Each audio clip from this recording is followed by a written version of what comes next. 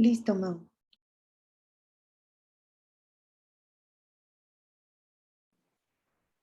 Perfecto, bueno, pues muy buenas tardes a todos, bienvenidos a una sesión más de Citnova Talks. A nombre del Consejo de Ciencia, Tecnología e Innovación del Estado de Hidalgo, les damos la más cordial bienvenida. El día de hoy estaremos presentando un tema de gran interés y de grandes oportunidades. El tema es vehículos eléctricos y el futuro de la cadena de valor automotriz en México. Y justamente para presentarnos y compartirnos más sobre este interesante tema nos acompaña el ingeniero Carlos Alberto Meneses Rosales, el cual pues ahorita vamos a hacer una introducción y una pequeña semblanza sobre su trayectoria profesional, pero cabe señalar que el ingeniero Carlos Alberto es un gran aliado del Citnova. Él trabaja para la Fundación México-Estados Unidos para la Ciencia, quien precisamente es un aliado del ecosistema estatal de innovación. Y bueno, pues antes de arrancar la sesión y de cederle los micrófonos, vamos a hacer una pequeña introducción de su trayectoria profesional. El ingeniero Carlos Alberto Meneses Rosales es coordinador del programa automotriz de la Fundación México-Estados Unidos para la Ciencia, FUMEC, donde ha desarrollado programas para el fortalecimiento, desarrollo tecnológico, innovación e integración sustentable de pymes a la cadena automotriz y para el desarrollo de ecosistemas regionales de apoyo al sector. Actualmente trabaja en el diseño e implantación de programas y centros para la adopción empresarial de tecnologías de manufactura digital e industria 4.0, planes estratégicos en las empresas de alineación a la nueva realidad post-pandemia y también para la migración de empresas a la cadena de valor de vehículos eléctricos. Ha sido investigador del Instituto de Investigaciones Eléctricas y el Centro de Desarrollo Tecnológico de Grupo Carso y gerente de desarrollo de nuevos productos en empresas de Grupo ICA y Grupo Carso. Es ingeniero en electrónica, egresado de la Universidad Autónoma Metropolitana. Cuenta con más de 25 años de experiencia en el diseño e implantación de sistemas de adquisición de datos para la industria, equipos para redes inalámbricas, medición de energía y simuladores de alcance total para el entrenamiento. Como consultor, ha contribuido al desarrollo de productos comerciales basados en sistemas embebidos y ha sido profesor de la licenciatura en la Universidad Autónoma de Morelos y la Universidad La Salle. Asimismo, el Consejo de Ciencia, Tecnología e Innovación del Estado de Hidalgo, pues se complace en agradecerle el apoyo y la colaboración al maestro Jaime Loé, que es coordinador regional de la zona centro en FUMEC, así como a la doctora Lilia Arechavala, coordinadora de programas regionales y sectoriales de FUMEC, quienes también gracias a su apertura y su visión ha sido posible tener este tipo de vinculación. El ingeniero Carlos también ha participado en diferentes actividades en el estado de Hidalgo, dando algunas aportaciones para el seminario de extensionistas tecnológicas que se sostuvo hace un par de años. Y bueno, pues también aprovechando el espacio, queremos extender una cordial felicitación a la Universidad Tecnológica del Valle del Mezquital, que el día de mañana estará celebrando su 25 aniversario y que pues también el día de hoy nos acompañan diferentes alumnos, docentes, investigadores y administrativos de la universidad, esperando que esta sesión sea de gran valor y de gran nutrición y riqueza en conocimientos para ellos. Ingeniero Carlos, les cedo los micrófonos. Muchas gracias por estar con nosotros y por compartirnos este tema de gran interés.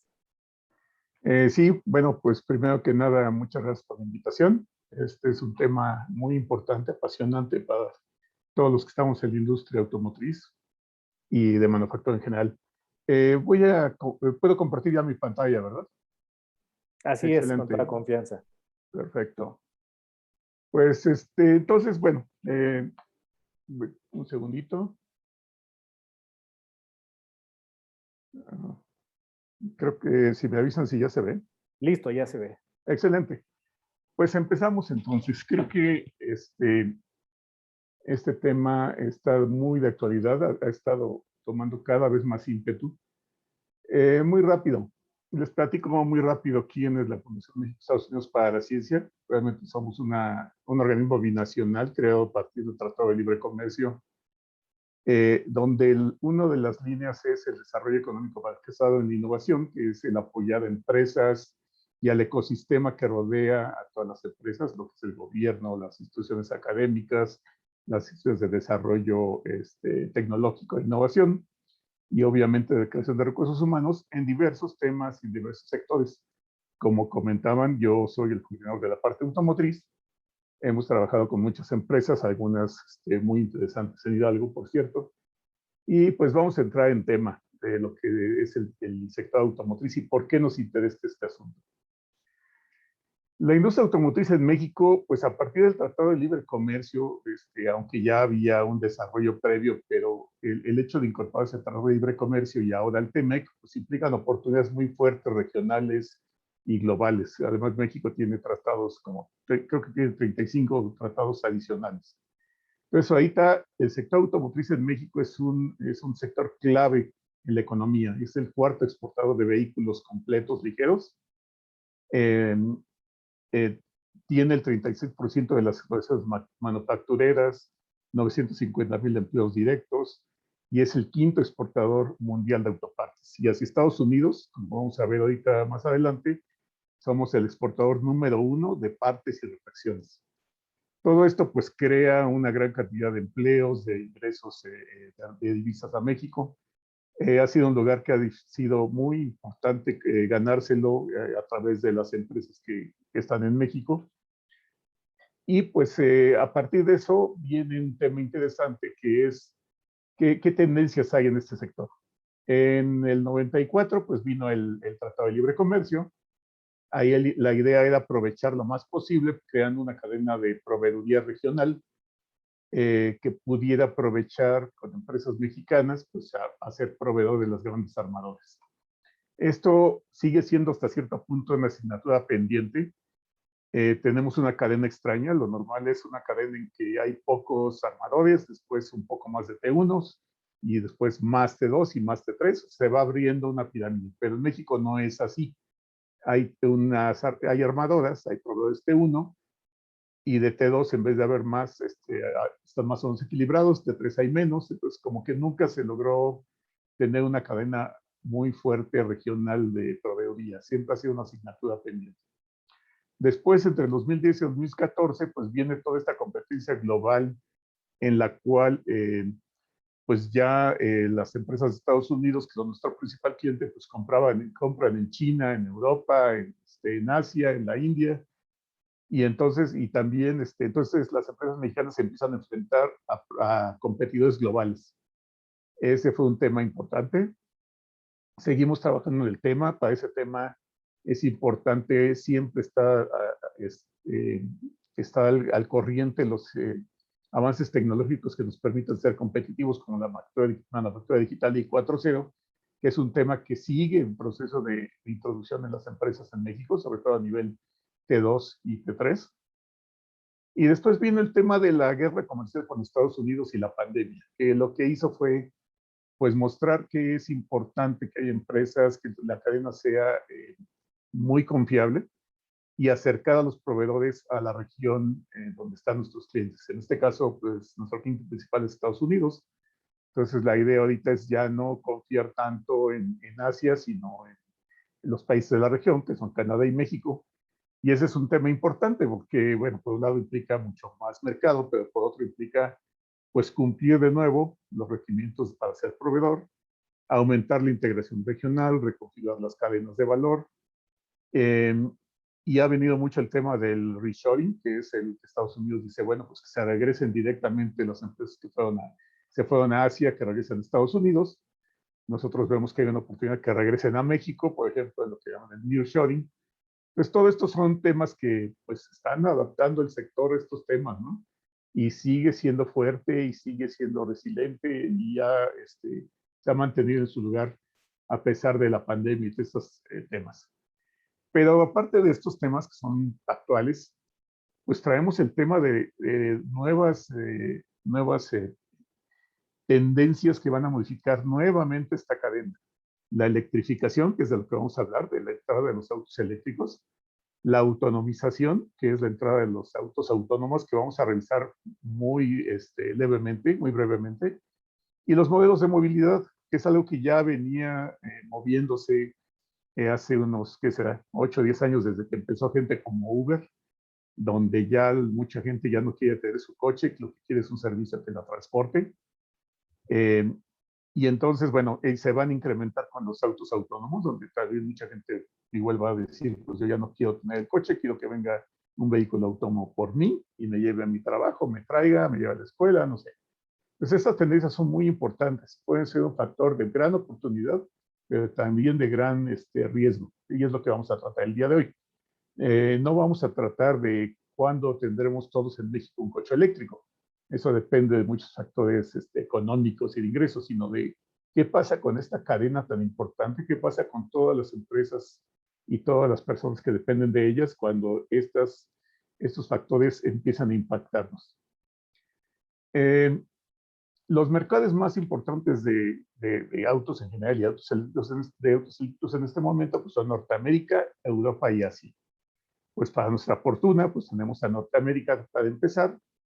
Está empujando muy fuerte la transición. Muchos de ustedes habrán oído noticias de la administración Biden de tratar de migrar los autos hacia autos eléctricos ya para el 2030 y tantos, comprar para el gobierno automóviles eléctricos para las dependencias gubernamentales, correos, etcétera.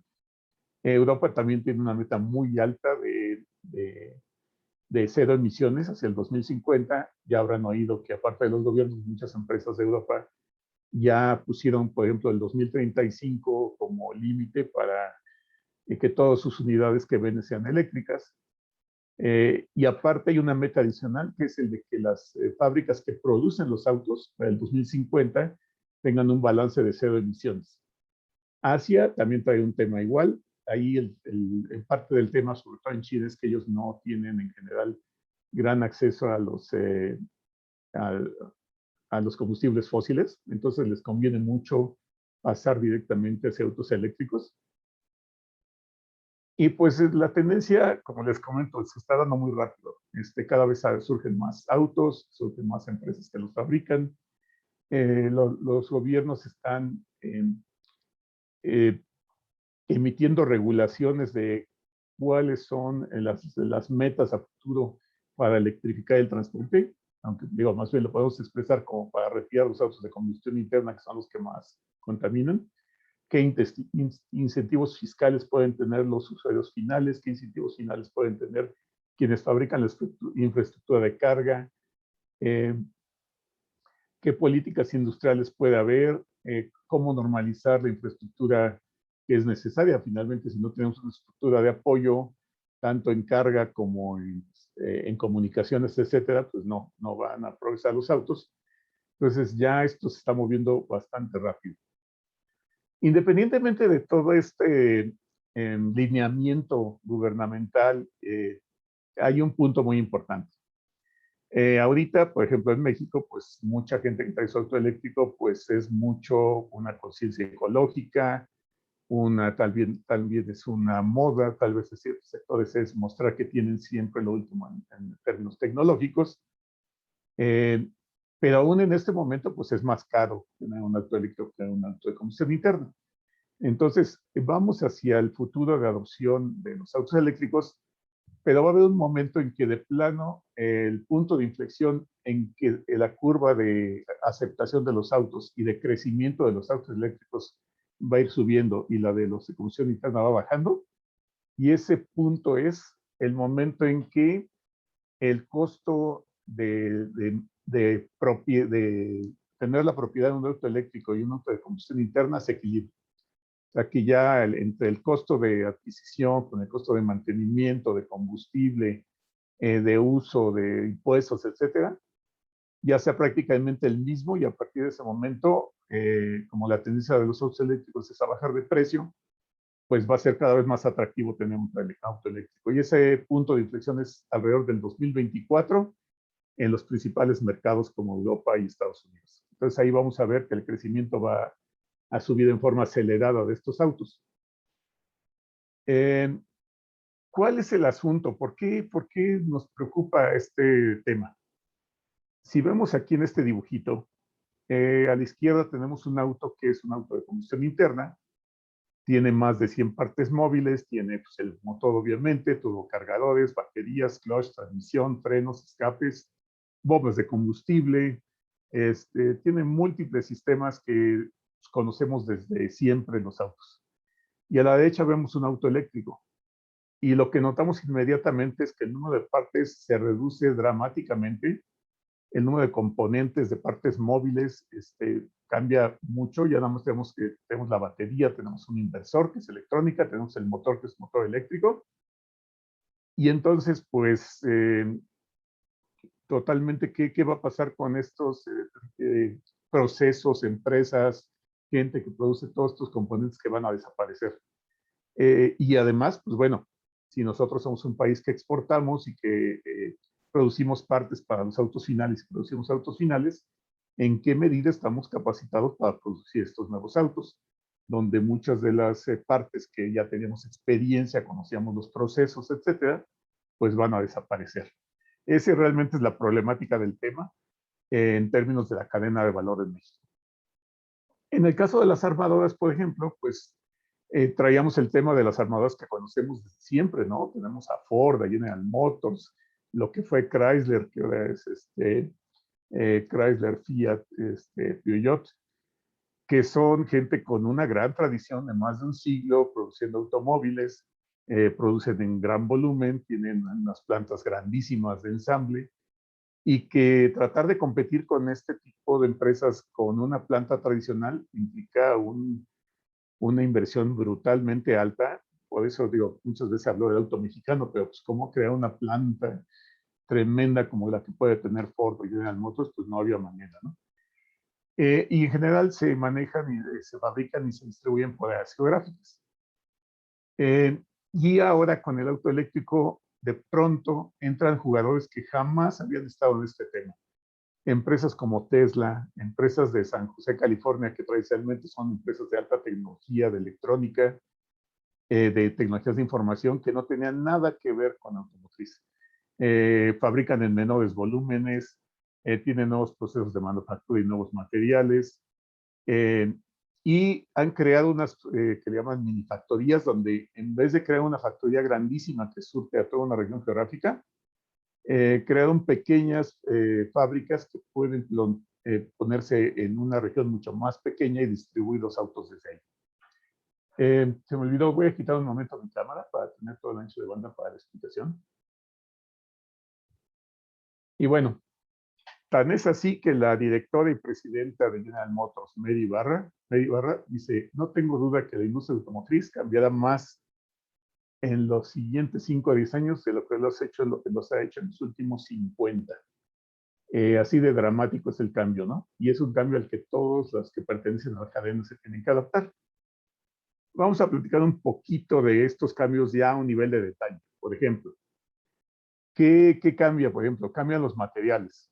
El cobre sigue siendo muy importante, de hecho va a ser más importante por devanados de motores eléctricos y arneses.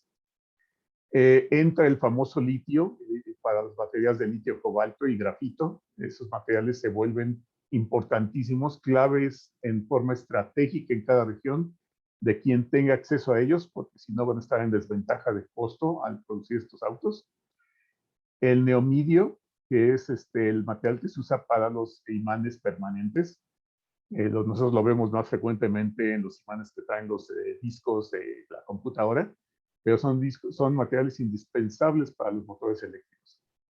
Los plásticos y todo tipo de nuevos materiales que van a sustituir a las partes de metal, porque finalmente por sí había una tendencia hacia un menor peso. Pues ahora es mucho más importante porque pues este motor depende de la batería y la batería pues obviamente tiene un menor alcance entre más pesado sea el auto. Entonces es importante el aligeramiento de los autos. Semiconductores, está muy de moda ahorita el tema, ¿no? Que no hay semiconductores, que hay un problema de escasez que tiene que ver con este tema de que la pandemia se dejaron de producir autos, se empezaron a producir más electrónica de consumo y ahorita que quieren regresar a producir, pues la capacidad productiva de semiconductores especializados ya está ocupada y vamos a subir, estamos sufriendo un bajón en este tema, ¿no? Pero finalmente va a regresar y además va a regresar la necesidad con más fuerza en los autos eléctricos y aún mayor en los autos autónomos. El aluminio crece brutalmente, volvemos a lo mismo, sustituyendo el acero en toda la parte estructural, en los motores también, en las carcasas de los nuevos motores eléctricos, en las carcasas de las baterías, etcétera. Y pues vámonos con los actores de la cadena. ¿Qué pasa con las armadoras? Pues lo que ya les comentaba, ¿no? Las tradicionales como Volkswagen, Daimler, Hyundai, Toyota, Ford, Chrysler, pues de pronto perdieron terreno. Ellos le estaban apostando toda una transición muy suave con los híbridos, cuando de pronto gente como Tesla lo rebasó, vendiendo autos puramente eléctricos. Y vienen nuevos actores, como los que pongo ahí a la derecha, como Lucid, Rivian, Nikola, Arrival. Y entonces ellos se vieron obligados a hacer inversiones brutales. Ahorita creo que no pasa un día sin que los grandes fabricantes digan, ya estoy invirtiendo en un nuevo laboratorio de desarrollo, ya estoy reconvirtiendo fábricas de lo que eran combustión interna a autos eléctricos, ya estoy aliándome con productores de baterías. Están gastando muchísimo para ponerse a la par con estos productores pequeños. Y en muchos casos lo que están haciendo es comprar empresas que tienen estas tecnologías de baterías o de motores eléctricos o de electrónica de control para incorporarlos a su propia organización y tener este know-how. Entonces, esta parte es importante.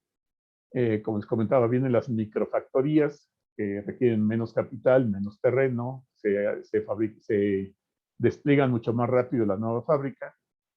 Y tiene una cosa importantísima, que están diseñando de una forma que no era la tradicional automotriz. Ahora son componentes modulares en el coche, están preparados ya para el control autónomo, y vamos a hablar un poquito de eso. Ya un coche eléctrico ya no se está pensando solo en que sea eléctrico, la interfaz es tal que ya se va a poder sustituir a la parte que ahorita se maneja con una persona por un módulo que tenga la inteligencia para manejar en forma autónoma, y el coche va a seguir siendo prácticamente el mismo. Entonces, todos estos cambios son muy, muy fuertes. Y esta es la lámina en que yo quisiera centrarme en la presentación. Aquí es donde está, en estos diferentes rubros de productos que fabricamos en México para la industria automotriz mundial y especialmente para Estados Unidos, en estos temas de fabricación es donde están más de los proveedores mexicanos y de la industria mexicana que está ahorita surgiendo al mundo, ¿no? Y especialmente Estados Unidos. Y pues vamos a revisar un poquito, ¿no? Si vamos de abajo hacia arriba, de izquierda a derecha, tenemos proveedores de forja y fundición. Pues ellos hacían el monobloc de los autos, de las bombas de gasolina, de aceite, de agua, lo que sea. Y pues ahorita esa parte ya en general ya no existe. Gran parte de estos componentes ya no van a existir como tales. Entonces, bueno, pues ¿qué va a pasar con estos proveedores de forja y fundición? Mucho va a cambiar aluminio, entonces mínimo va a cambiar el material que tengan que trabajar, máximo las partes que estaban acostumbradas a realizar ya no los van a poder realizar, ¿no? Ya a medida que dentro de los autos eléctricos la demanda para ellos va a ir disminuyendo, hasta hacer nada más de refacciones y después hasta desaparecer. Digo, no va a ser hoy ni mañana, va a ser un 10, 15 años, tal vez un poquito más, pero esto en términos de las necesidades de reconversión de la industria es nada de tiempo. Como les comentaba, los fabricantes de bombas, de enfriamiento, etcétera, también ya no existe tal cosa. Los componentes del tren motriz van a cambiar, por lo menos a materiales más ligeros, y en muchos casos van a desaparecer. En autos que inclusive van a tener un motor eléctrico para cada llanta, pues ya muchos de esos componentes ya desaparecen. De hecho, ahorita los autos eléctricos también no tienen ya caja de velocidad, tienen algunos engranes permanentes. Componentes eléctricos, pues va a cambiar todo lo que era la electrónica del auto que andaba en 12, 24, lo que sea, se va a ir a 400 volts, 300 volts. Entonces los arneses cambian. Ahí yo creo que es un poquito más fácil que se vayan adaptando. Los proveedores de sistemas de enfriamiento, nuevamente, pues ya no va a existir el famoso radiador, las mangueras, el refrigerante. Sí, los autos eléctricos en la parte de baterías requieren refrigeración, pero es un sistema cerrado, fijo. Ya no es todo este tema de los radiadores y todas estas mangueras. Algo que también desaparece, los sistemas de escape y tratamiento de residuos. Adiós mofles, adiós convertidores catalíticos. Y pues los proveedores eh, de tanques de combustible, lo mismo. Los tanques de combustible de por sí ya ni siquiera eran de metal y eran de plástico en muchos casos. Ahora ya no van ni a existir. Entonces, bueno, ahí también tenemos un detalle. Los proveedores de los sistemas de aire acondicionado y calefacción, eso también va a cambiar mucho. Antes, el tema de calefacción, se recirculaba un líquido hacia el motor y se tomaba el calor residual del motor, pues eso ya no existe o ya no va a existir en los autos. Entonces, pues de dónde voy a calentar el aire, pues con resistencias, de alguna forma eléctrica, y eso pues disminuye la carga que yo tengo en mis baterías para moverme, que es un factor importante en los autos eléctricos. Entonces, va a haber fuertes cambios para que la eficiencia sea mucho mayor en estos sistemas. Componentes de transmisión y motor, ya comentamos, ya no va a haber estas cajas de velocidades tan famosas que había, pues ya no va a ser el caso. Ahora, pues eso suena así como medio terrible. Pero, ¿qué es lo que podemos rescatar aquí? Porque finalmente ese es el punto, ¿no? Tenemos proveedores grandes que surten las armadoras, tenemos proveedores que surten a los proveedores T1, que son los que directamente surten a las armadoras también. Tenemos una gran cantidad de fábricas que hacen partes de refacción, ya sea para los autos o para el mercado de refacciones. Y esta gente, pues, ese es el punto, ¿no? ¿Qué va a hacer ahora? ¿Cómo va a volverse a ganar un lugar en esta nueva cadena de proveeduría? Pues bueno, ahorita vamos a ver algunos ejemplos muy rápidos, pero lo que les puedo comentar es que lo que va a servir de aquí son los procesos de manufactura, ¿no? Por ejemplo, la gente que hace sistemas de escape y tratamiento de residuos, pues es gente que sabe hacer laminado, soldado, galvanizado de lámina. Entonces, todo este tema, pues va a haber que aprovecharlo de otra manera en otro tipo de partes. Los proveedores de forja y fundición, ahorita vamos a ver, no les digo ahorita qué van a hacer porque tengo un ejemplo inmediatamente después. Los proveedores de tanques de combustible, pues son gente que sabe manejar el plástico en recipientes que pueden servir en alguna otra función en el auto. En fin, el hecho es que esta expertise que tiene la gente en ciertos procesos industriales, en saber ya los sistemas de gestión y los requerimientos de la industria automotriz a un nivel muy alto y muy competitivo, pues van a tener que aprovecharlos desarrollando productos nuevos o por lo menos cambiando sus diferentes procesos a trabajar con nuevas materias primas. ¿Qué implica también esto? Pues implica la posibilidad de entrada de nuevos actores a la cadena. Aquí está un ejemplo muy bonito. Aquí tenemos el caso de Nemak. Nemak es una empresa mexicana, es un grupo mexicano global que se ha dedicado durante muchos años a hacer el fundido de los monoblocks de los motores.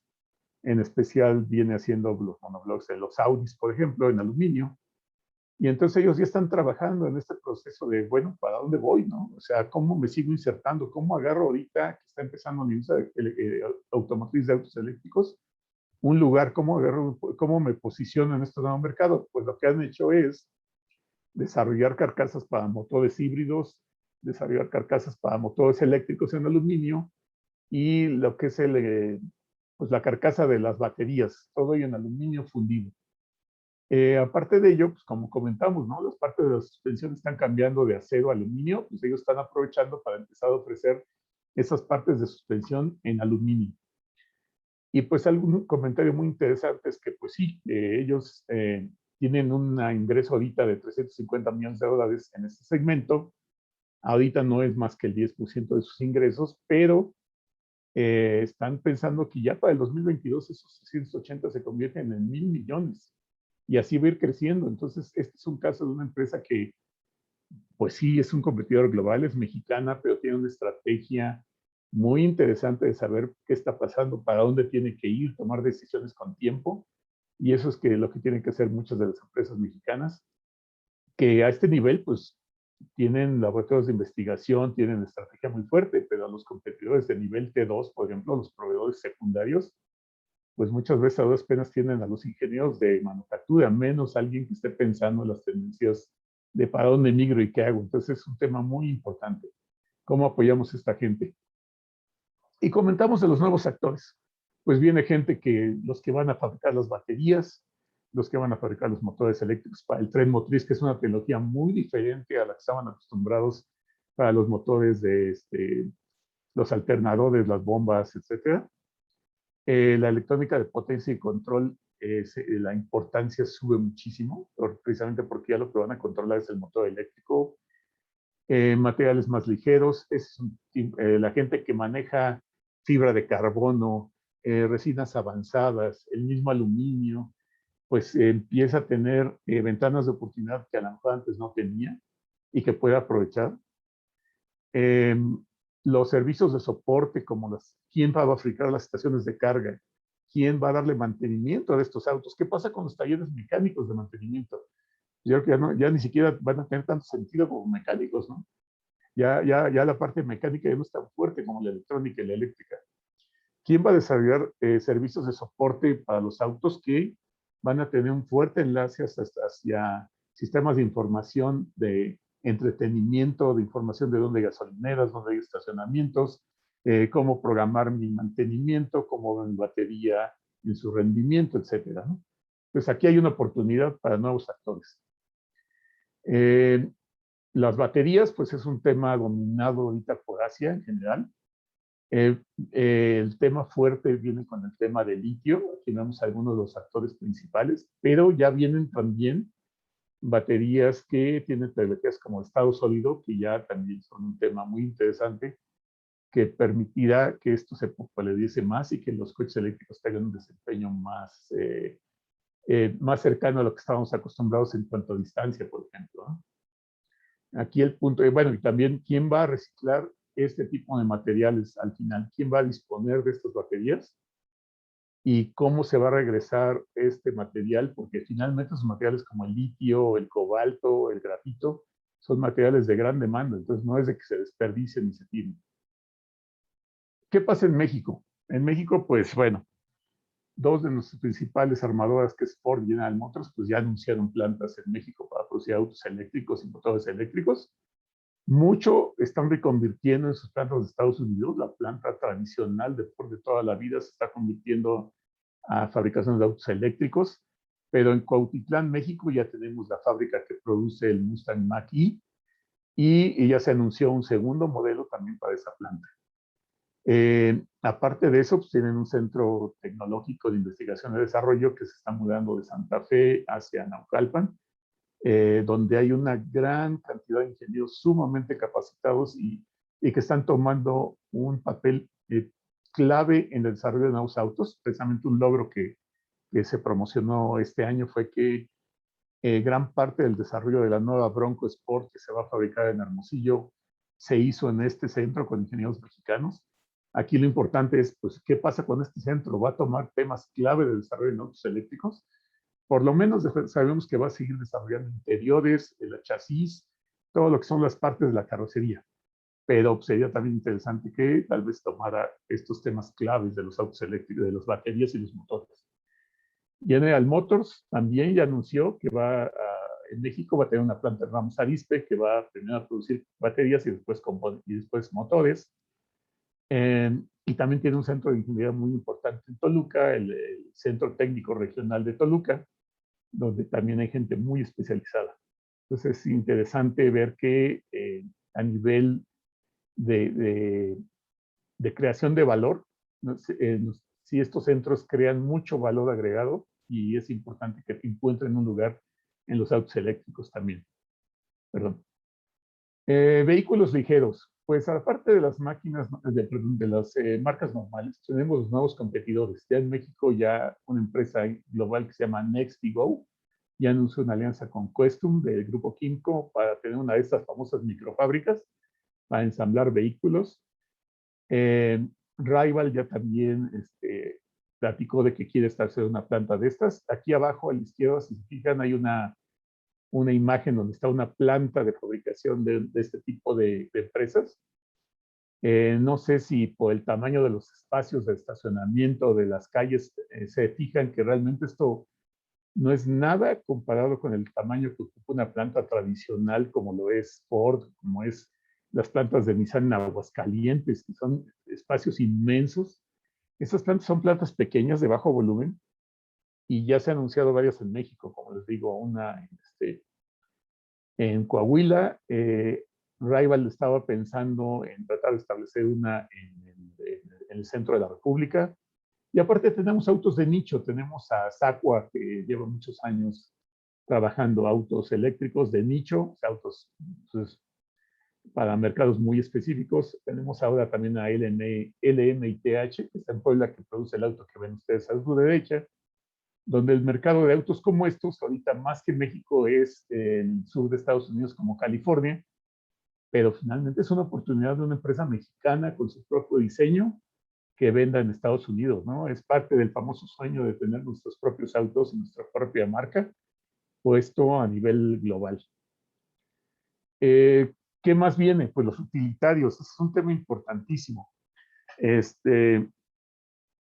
¿Qué pasa ahí? Pues, ¿qué más quisiéramos que tener autos que no contaminen, que no hagan tanto ruido en ciudades tan grandes como Ciudad de México, Guadalajara, Monterrey, pues ya casi Puebla, Querétaro, digo, el crecimiento urbano ha sido impresionante.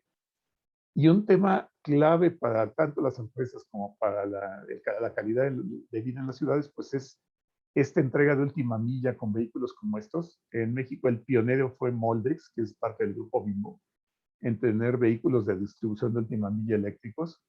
Después se asoció con Giant, que es una empresa que ustedes saben, está precisamente ahí en Hidalgo, en Sagún, y ahorita vamos a platicar un poquito de ellos, que también traen el tema de ofrecer este tipo de unidades, pero asociados con Jack. Y aquí el tema es muy interesante porque Giant ha asumido una filosofía que es importantísima. Sí trae el tren motriz de China, pero ha estado buscando proveedores a nivel de carrocerías y de muchos componentes en México. Entonces eso abre posibilidades para las empresas mexicanas de contribuir y encontrar un nicho de negocios en este tipo de vehículos. Aquí hay una diferencia importante, pues aparte de estos vehículos, pues ¿qué también cosa es importante? Equipo eléctrico, pues los transportes urbanos, ¿no? Ya lo hemos visto en el DF, trolebuses, camiones eléctricos que se están probando. Eso es interesante. Todavía en términos económicos, en el norte del país, todavía económicamente es más ventajoso el gas que los autos eléctricos, pero esto no va a durar mucho. La tendencia definitivamente es a los autobuses urbanos eléctricos, los minibuses también eléctricos. Entonces aquí es importante este tema y ver cómo nos posicionamos. Aquí hay un tema pues, complicado. ¿Quiénes son los líderes en autobuses eléctricos? Definitivamente China, por mucho. ¿Quién ha llegado a México a los proyectos demostrativos? Pues también China. Aquí sí estas empresas sí tienen una filosofía donde básicamente están estableciendo plantas en México cuando lo hacen, de un tipo que le llaman no down, que es ellos traen todo y sencillamente arman en México.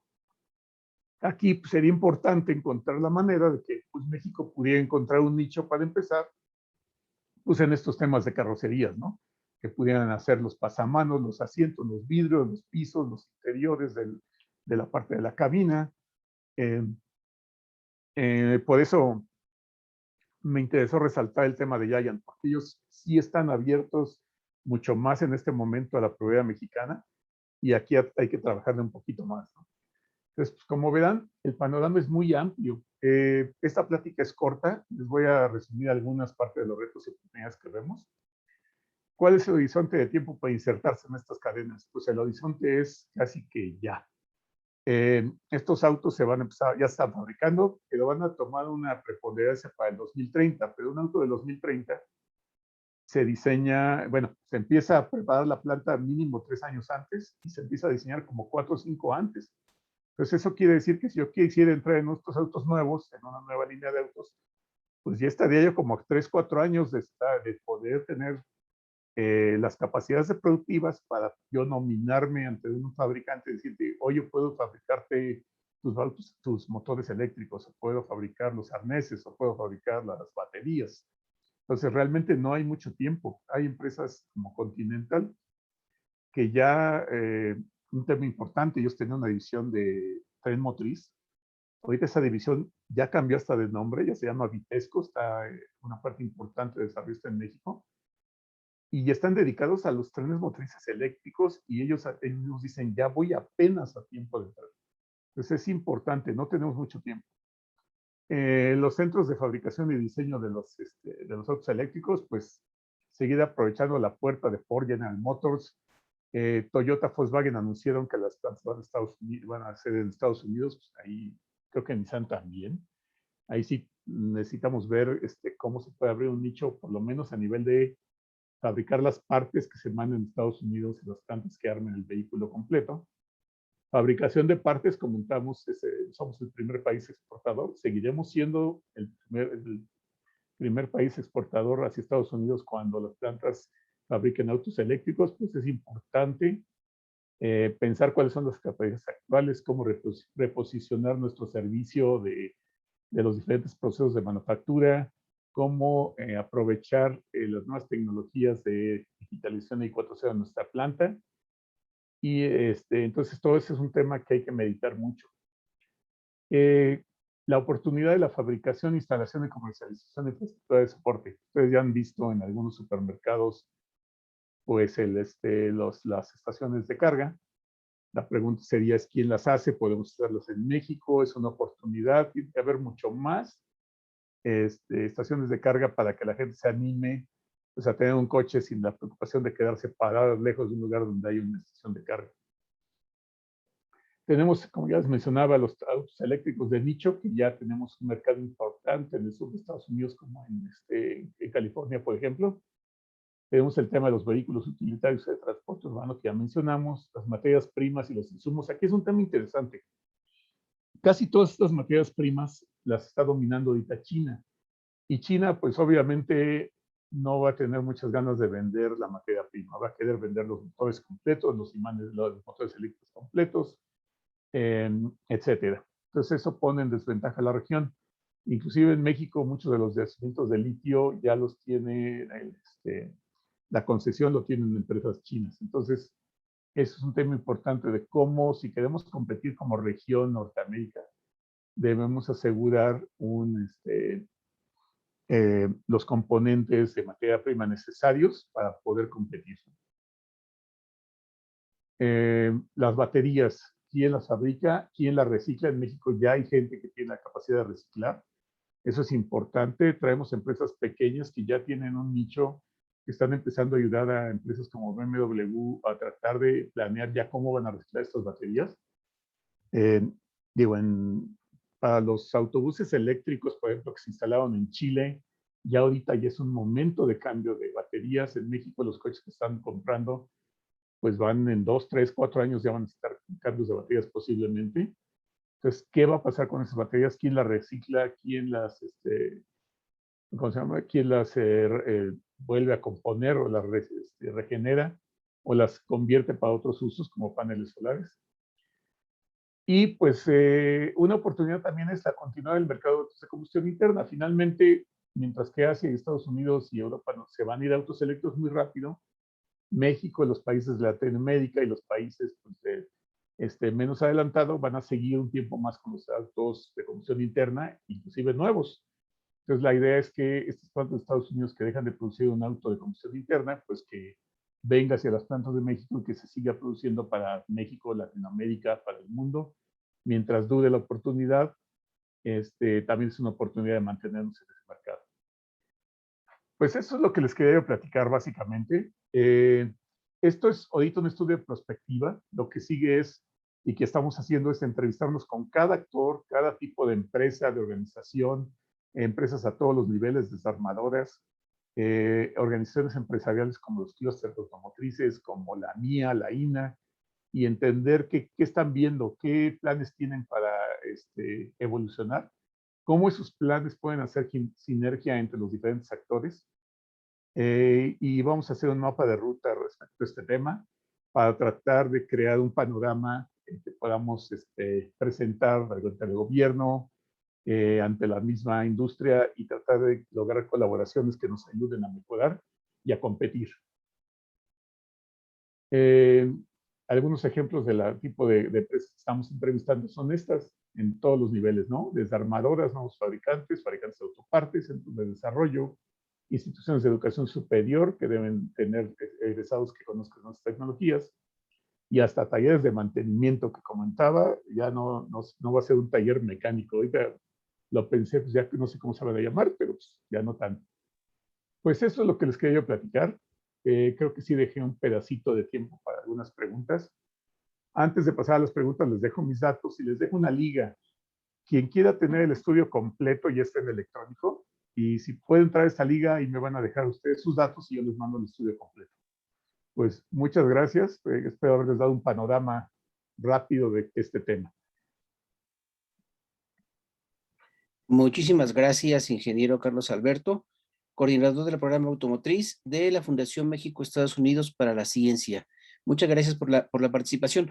Bueno, antes que las preguntas y respuestas, queremos enviarle una felicitación de nuestras universidades tecnológicas y politécnicas a lo largo de todo el estado, así como también de la Autónoma y en especial de la Universidad Tecnológica del Valle del Mezquital, que en el marco de su 25 aniversario, pues ellos nos están escuchando y están participando con usted. Una sincera felicitación, ¿no?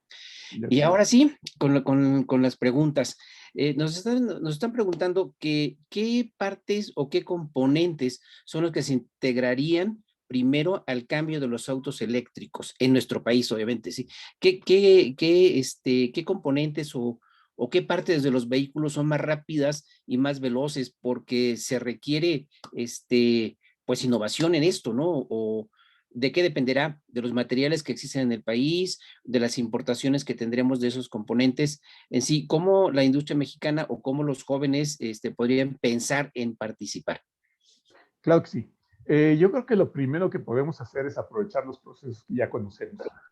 Por ejemplo, las empresas que trabajan con fundición, con estampado, etcétera, deben saber que estos procesos siguen utilizándose, maquinado obviamente, y que lo que hay que empezar a pensar es qué partes podemos fabricar. Por ejemplo, lo que comentamos, una empresa de fundición podría pensar en que debe de irse más aluminio que acero, ir migrando y empezar a pensar en fabricar partes de suspensión, por ejemplo. Empresas de plásticos, buscar los interiores del auto que van a seguir existiendo, buscar algunas partes del motor que siguen siendo de plástico, empezar a pensar en qué resinas nuevas se van a utilizar, por ejemplo, para sustituir partes de acero o aluminio hacia plásticos. Entonces, digamos que eso es lo primero que podemos hacer. Temas más complicados y que van a requerir estrategias más detalladas son de veras participar en el motor o o en la batería en sí. Pero los temas de los interiores, del chasis, de partes de este tipo, son los primeros que podemos atacar. Muchas gracias. Ahora también nos preguntan los alumnos de las carreras de ingeniería automotriz si el mercado poco a poco está avanzando en nuestro país y tenemos ya algunos carros circulando, como al principio de la conferencia usted nos decía. Las universidades pues están comprometidas a capacitación, ¿no?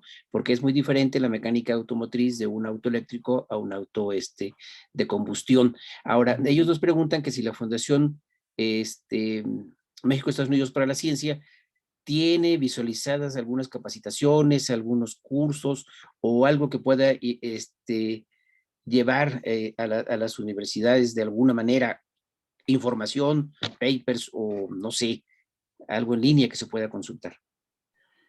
Sí, vamos a hablar del tema específico que pregunta de mantenimiento. Sí. Ese es un tema que nosotros como fundación, cuando hay una necesidad de la industria muy específica, sí, trabajamos en conjunto con universidades, centros de investigación y gobierno para crear este tipo de información, ¿no? Por ejemplo, ahorita es una información precisamente cuál es la preocupación. Cuando terminemos el estudio vamos a saber más cuáles son los puntos en que deberíamos poder apoyar o pedirle a las empresas o al gobierno que apoye. Y un tema es de hecho nosotros ya tenemos relación con empresas de talleres para autobuses eléctricos, por ejemplo, donde el tema va, como dicen los muchachos, desde qué tecnologías son, yo voy a escanear casi todo, ya no voy a casi componer nada o revisar físicamente, sino voy a escanear cosas. Entonces, sí, en un futuro pues, vamos a contemplar, aliados con clústeres y todo, pues qué hacemos con este tema, ¿no? Y cómo las universidades intervienen para capacitar a sus muchachos en temas como este. Todavía no lo tenemos claro, estamos en pláticas con las empresas más grandes para tener precisamente lo que llamamos un mapa de ruta de cuándo podría empezar la industria a trabajar temas como estos.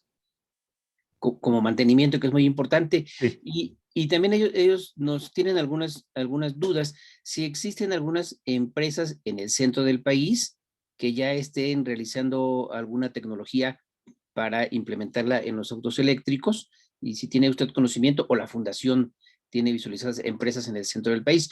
Yo supongo que pregunta acá en el centro, porque bueno, estamos aquí en el centro del país, Puebla, Tlaxcala, Querétaro, México, etcétera. Sí, bueno, como les comentaba, vamos de nuevo por partes. La parte que más fácil ha entrado a las empresas pues, es la parte de integración y la parte de fabricación de los componentes que no son clave, que no es el motor ni la batería. En esos temas, efectivamente, ya muchas empresas mexicanas ya son, por ejemplo, en el caso del Mach-E famoso que ya se fabrica en Cuautitlán, pues ya hay todo un grupo de empresas mexicanas que le siguen proveyendo pues, todos los interiores, los asientos, los componentes de la carrocería, las nuevas partes de aluminio que se requieren, que son, digamos, suspensión, cosas así, ya se están fabricando. El caso de Giant es muy interesante, lo que les comentaba, que en términos de autos utilitarios eléctricos, Giant está abriendo brecha en abrir la proveeduría hacia México, no sencillamente importar todo de China o de algún otro país, sino incorporar buena parte del vehículo a través de empresas mexicanas. Y eso es muy interesante. Creo que son empresas que son de destacarse, como Ford, como General Motors y Giant en su nicho, Moldex, Bimbo, y obviamente los que son de autos de nicho, como el que les mencionaba de LMITH, que está en Puebla, Sacua, que está por sacar un vehículo que yo sé que va a venir en colaboración con China, la tecnología, pero sí, son quienes van, digamos, a la cabeza de tratar de trabajar en estos temas más rápido. Muchas gracias. Sí, y ya para finalizar tenemos dos preguntas muy generales. Nuestros alumnos obviamente son de diferentes semestres y ellos preguntan, ¿en qué tiempo aproximadamente cree usted que México puede estar haciendo uso de este tipo de automóviles? Esa es una pregunta. Y la otra, que también es muy importante, nos dicen, ¿cómo va a impactar en las fuentes de empleo la automatización, ¿sí? de los automóviles eléctricos? Ok. ¿Cuándo vamos a tener estos autos en México? Bueno, ya los tenemos de hecho, ¿no? Ya se ven en las calles los Tesla, se ven el famoso Leaf, el Toyota, el Prius. Digo, sí existen, pero ahorita, digo, no es que veamos uno de estos por todos lados. Es un coche caro, es un coche para el que no hay apoyo fiscal, salvo muy pequeño en cuanto a tenencia, creo, de derechos vehiculares. Entonces, a diferencia de Estados Unidos, que la curva de demanda y la cantidad de autos eléctricos, como les comentaba, desde el 2024 para arriba va a crecer rapidísimo y van a ser la mayor parte de los autos para el 2030 fácilmente. Creo que en México vamos a estar atrasados en ese sentido de adopción, pues fácil hasta el 2030. ¿Por qué? Porque tampoco tenemos suficientes estaciones de carga, nos falta infraestructura de comunicación para que estos autos estén comunicados continuamente con la red, para que se monitoree si tienen carga o no, donde hay una estación cercana de carga. Entonces, sí, yo creo que nosotros como usuarios y como ver la mayoría de autos eléctricos en México, fácilmente iremos unos 7 años atrás. Pero bueno, eso es lo que le comentaba, que realmente no era tanto el objetivo del análisis, sino la cadena automotriz. Pero yo creo que por lo menos 7 años más vamos atrasados conforme la demanda en Estados Unidos. Muy bien. Y la otra pregunta, perdón, era Sobre el impacto de las fuentes de empleo al hacer automatizaciones. Bueno, a ver, aquí el tema crucial del asunto es qué pasa con las fuentes de empleo si las empresas automotrices que ahorita tienen toda esta cantidad impresionante de empleados en México no se llegan a integrar a la cadena. Ese es algo que nos preocupa mucho, ¿no? Creo que eran 950,000 trabajadores los que yo comentaba. Aquí el detalle es qué pasa con las empresas medianas, pequeñas, las que hacen refacciones, que están regadas por toda la República y todos conocemos alguna, si ellos no evolucionan y logran un contrato en un nicho de estos. Ese es uno.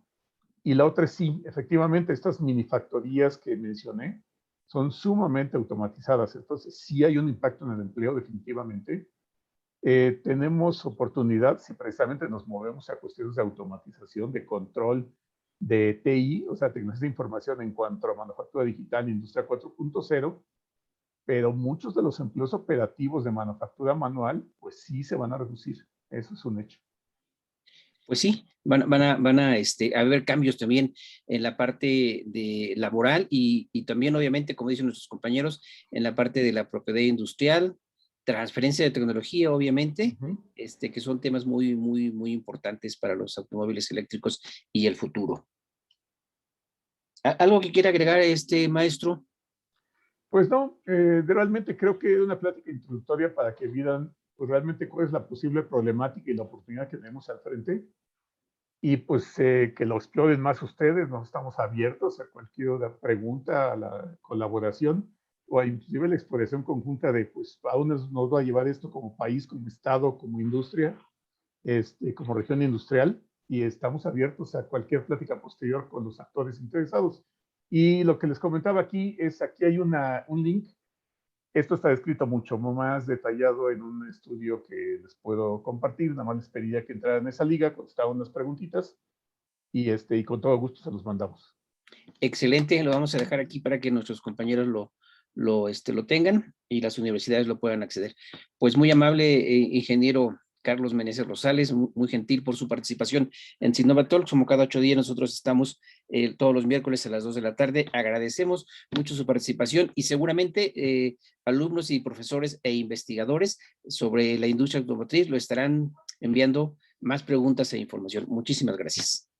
Gracias a ustedes. Gracias por su atención.